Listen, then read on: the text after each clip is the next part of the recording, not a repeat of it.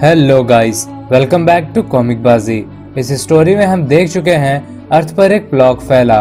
उसकी वजह से लोग कैनिबल में चेंज होने लगे, एक दूसरे को खाने लगे।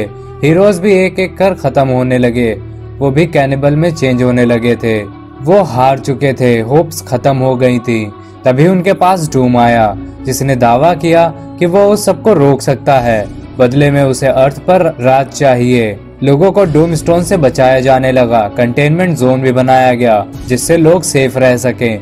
थॉर भी अर्थ को छोड़कर चला गया। हॉकाई ने देखा कि डूम ही हीरोज को खा रहा है। तो गाइज, अगर आप में से किसी ने स्पाइडरमैन शैडो वाली वीडियो नहीं देखी है तो लिंक डिस्क्रिप्शन में है और यहाँ आई बटन पर भी शो हो रहा होगा। इसमें दिखाया गया है कि अगर स्पाइडरमैन ने वेनम को अपने आप से अलग न किया होता, जिसके लिए कि आई एम श्योर आप में से भी बहुत से लोगों ने ये सोचा होगा कि अगर स्पाइडरमैन ब्लैक सूट में ही रहता तो बहुत मजा आता। तो फिर देर किस बात की है, जाओ और फटाफट से देखो। और हाँ, चैनल पर नया हो तो सब्सक्राइब कर देना और वीडियो पसंद आए तो इसे लाइक भी कर देना।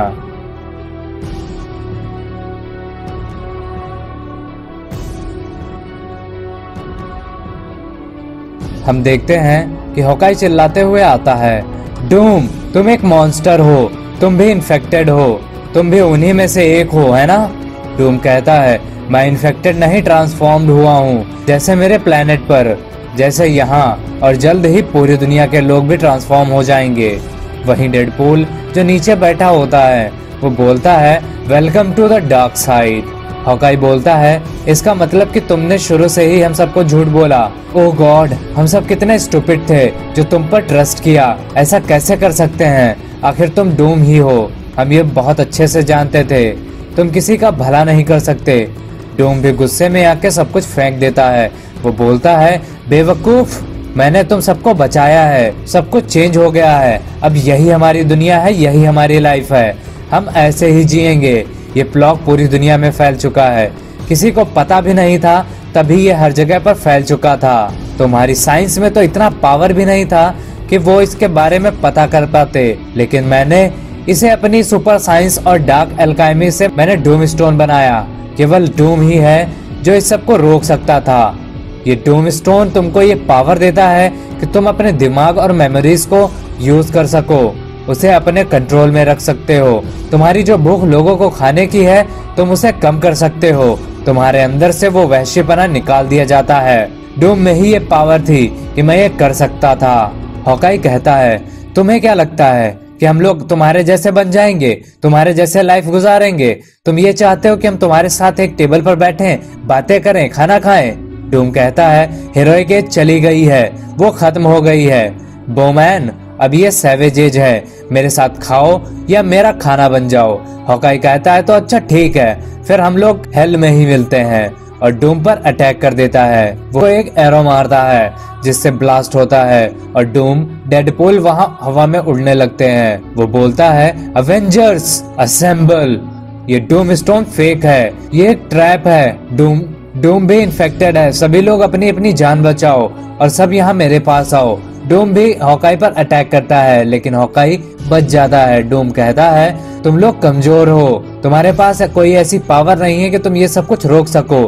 तुम्हारी जिंदगी मेरी है, मैं उसे पहले ही खरीद चुका हूँ। अगर तुम लोग नहीं मानोगे तो मैं तुम्हें अपना गुलाम बना सकता हूँ, तुम्हें भेड़ बकरियों की तरह रख सकता हूँ ताकि तुम लोग मेरी टेबल भरो और मेरी सेवा करो।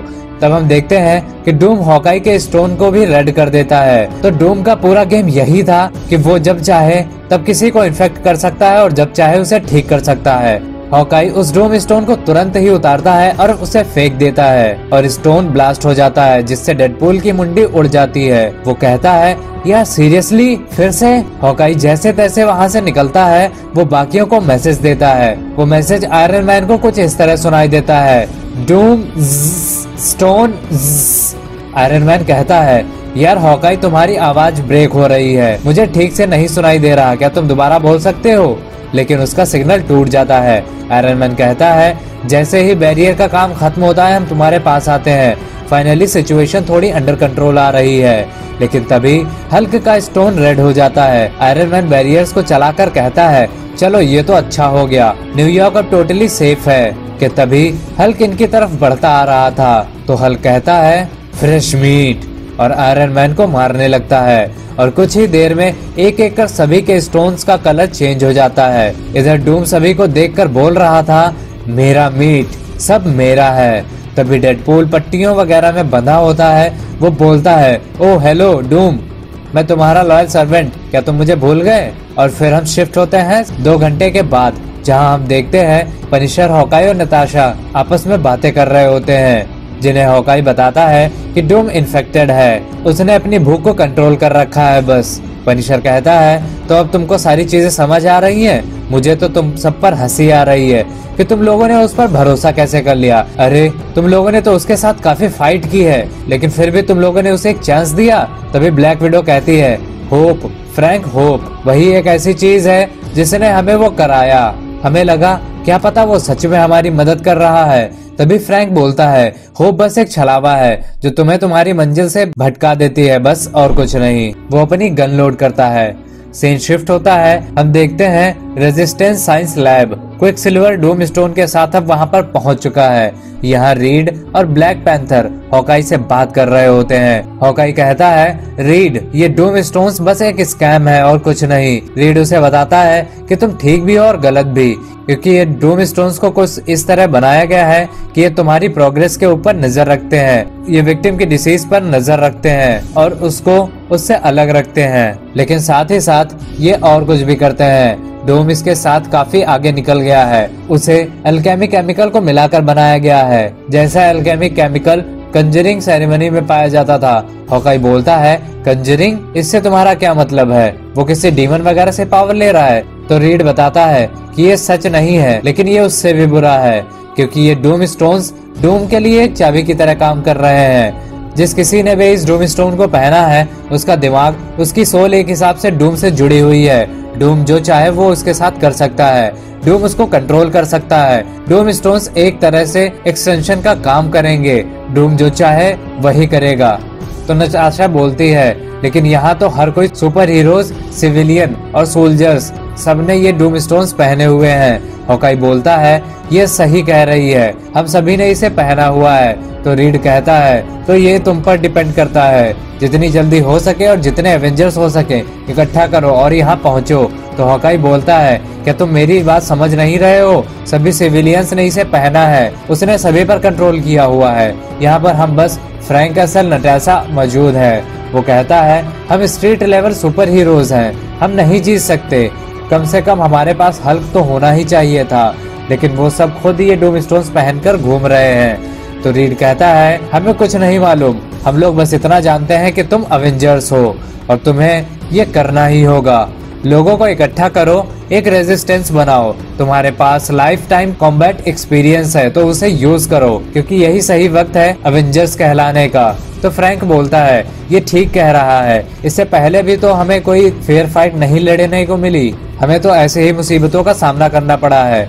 हमसे जितना हो पाएगा हम उतने लोग मारेंगे और जितना हो सकेगा उतना लड़ेंगे, क्योंकि हमारे पास कोई दूसरा रास्ता भी नहीं है। तो नताशा कहती है, उसका मतलब वो नहीं था फ्रैंक, हमें लोगों को नहीं मारना है, हमें बस डूम स्टोन्स को डिस्ट्रॉय करना है, उसका कंट्रोल खत्म करना है, ताकि हम इस सिटी को सेव कर सकें। तो फ्रैंक उसे जवाब देता है, तुमने हम क्या लगा रखा है? हम डूम स्टोन्स को डिस्ट्रॉय कर देंगे, उसके बाद क्या? और प्लग तो तब भी हमारे बीच ही रहेगा, हमें लोगों को मारना ही होगा, हमारे पास कोई और दूसरा चारा नहीं है।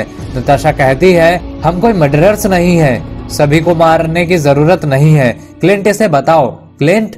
लेकिन क्लिंट खामोश था, उसे समझ नहीं आ रहा था कि क्या करें। तो आज के वीडियो में इतना ही गाइज। अभी ये इशू कंप्लीट नहीं हुआ है, वीडियो बड़ा ना हो इसलिए मैं इसे 2 पार्ट्स में कवर करूंगा। तो मैं चलता हूँ, अपना और अपनों का ख्याल रखिए। मैं जल्द ही इसके नेक्स्ट वीडियो के साथ वापस आऊंगा, तब तक के लिए बाय बाय।